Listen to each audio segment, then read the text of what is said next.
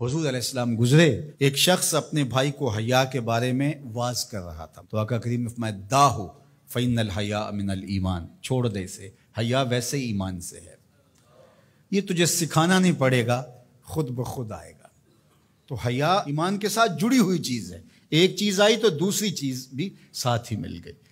تو اگر حیا رخصت ہو گیا تو ایمان کا بھی کباڑا ہو گیا۔ اور حیا کے جوہر کو چھیننے کے لیے نادیدہ ہاتھ کام کرتے ہیں، وہ اس لیے کرتے ہیں کہ حیا کے ساتھ ایمان جڑا ہوا ہے۔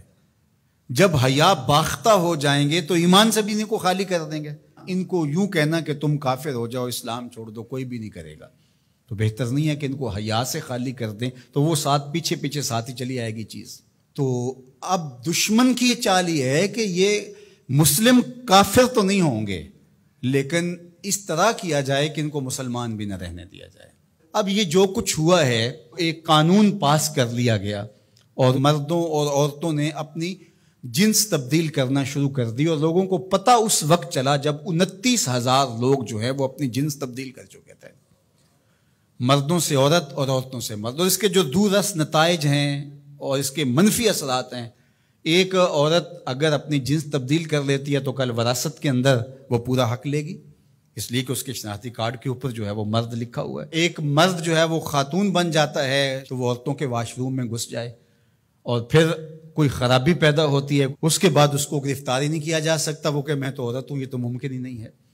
تو بتاؤ کیا ہوگا؟ معاشرہ کس سمجھ جا رہا ہے، کس رخ پہ جا رہا ہے؟ یہ ہم نے کبھی سوچا تھا؟ جس معاشرت کی اصطلاحات میں حیا آتا ہے، جس معاشرت کی اصطلاحات میں تقوی آتا ہے، جس معاشرت کی اصطلاحات میں عفت، پاک دامنی، اس طرح کی اصطلاحات ہیں جس قوم کی، اس قوم کے ایوان بالا میں اور ایوان زیری میں یہ قرارداد آتی ہے، پھر باقاعدہ یہ قانون کا حصہ بنتا ہے، اور پھر باقاعدہ عملی تنفیذ ہوتی ہے۔ اور جن این جی اوز نے کروڑوں نہیں اربوں روپے اٹھائے ہیں، وہ رپورٹ پیش کرتے ہیں کہ ہم 29,000 کے فگر تک پہنچ کر آگے بڑھ رہے ہیں۔ شبخوں مار دیا جاتا ہے، لوگوں کو پتہ ہی نہیں چلتا۔ جو 22 کروڑ عوام نے نمائندے بھیجے تھے، وہ اتنے بے خبر تھے کہ وہ وہاں بیٹھ کے جو ہے وہ چائے کے کپ کی چسکیاں لیتے رہے اور ڈیسک بجاتے رہے، انہیں پتہ ہی نہیں کیا ہو گیا۔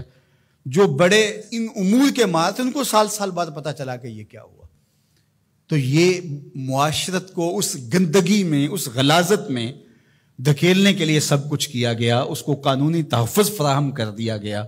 ہم جنس پرستی کی طرف، اور نہ جانے وہ لفظ نامانوس ہے ہمارے لیے، لیکن اب وہ سرایت کر گئے اس معاشرے کے اندر، اس پہ بات ہوتی ہے۔ اور ہم کہاں گر گئے ہیں، کس گڑھے میں گر گئے ہیں؟ ہم انسان ہیں، یہ تو چوپائے بھی نہیں کرتے۔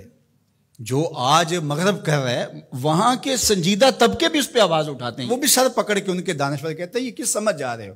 چونکہ جمہوری نظم ہے، جہاں زیادہ لوگ ووٹ ڈال دیں گے وہ ہو جائے گا، لہٰذا اس وجہ سے وہ مجبور ہیں۔ لیکن وہ کہتے ہیں یہ کیا ہو رہا ہے، یہ کیسے ممکن ہے؟ اللہ تعالیٰ نے قرآن مجید میں ارشاد فرمایا اولئک کالانعام بل ہم اضل، انسانوں کی اقدار سے برگشتگی اور ان کا اخلاقیات سے دور ہو جانا، اور اس کے نتیجے کو اللہ تعالیٰ بیان فرماتا ہے، تمثیل کے طور پہ چیز بیان فرمائی کہ یہ لوگ چوپائے ہو گئے ہیں۔ اولئک کالانعام، یہ چوپایوں کی طرح ہے۔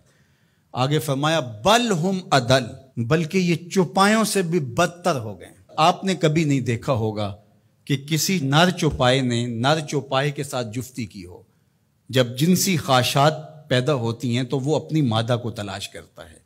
کبھی نر سے جفتی نہیں ہوا ہوگا، لیکن انسان جب اخلاقیات سے گرتا ہے تو وہ اتنا گندا اور بدتمیز ہو جاتا ہے کہ یہ تمیز بھی ختم کر دیتا ہے جو چوپائے بھی رکھتے ہیں۔ تو یہ ہے چوپایوں سے بھی بدتر ہو جانا، غلیظ گندا عمل قوم لوط اس کی زندگی کا حصہ بن جاتا ہے۔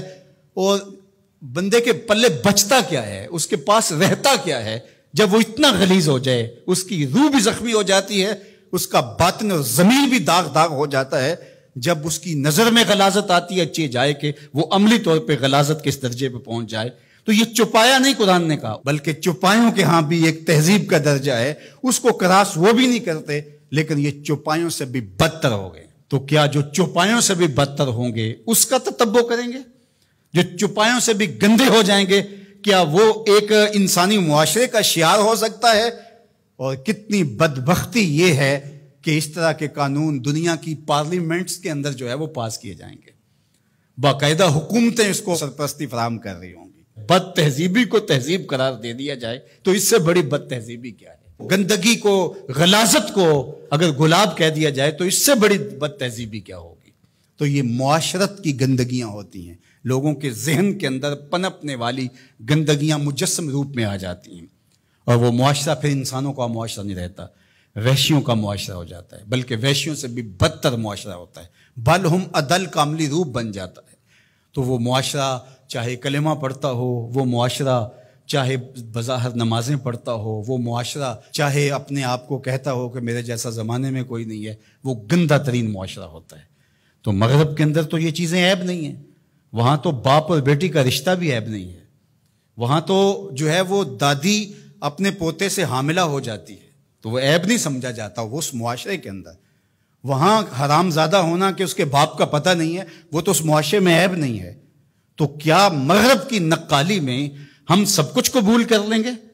ان کی جو چیزیں اختیار کرنے والی ہیں وہ تو ہم نے کی نہیں ہیں، ان کی وہ مادی ترقیاں جو ہمارے دین کے راستے میں رکاوٹ نہیں بنتی تھی وہ تو ہم نے کی نہیں، لیکن ہم ان کی غلاظتیں، گندگیاں اور ان کی وہ جہالتیں اس کو ہم جو ہے وہ اپنے سینے سے لگاتے ہیں اور مغرب کو خوش کرنے کی کوشش کرتے ہیں۔ یہ ہمارے اشرافیہ کا روپ ہے، اگرچہ عوام کا یہ روپ نہیں ہے، لیکن آہستہ آہستہ عوام، یہ جو 29,000 لوگوں نے رجسٹرڈ کروایا ہے، تو یہ کون لوگ ہیں؟ اسی معاشرے کے لوگ ہیں۔ تو یہ معاشرہ کس سمت جا رہا ہے، اس کے لیے ہمیں غور و فکر کرنا ہوگا، اپنی نسلوں کو بچانا بھی ہوگا۔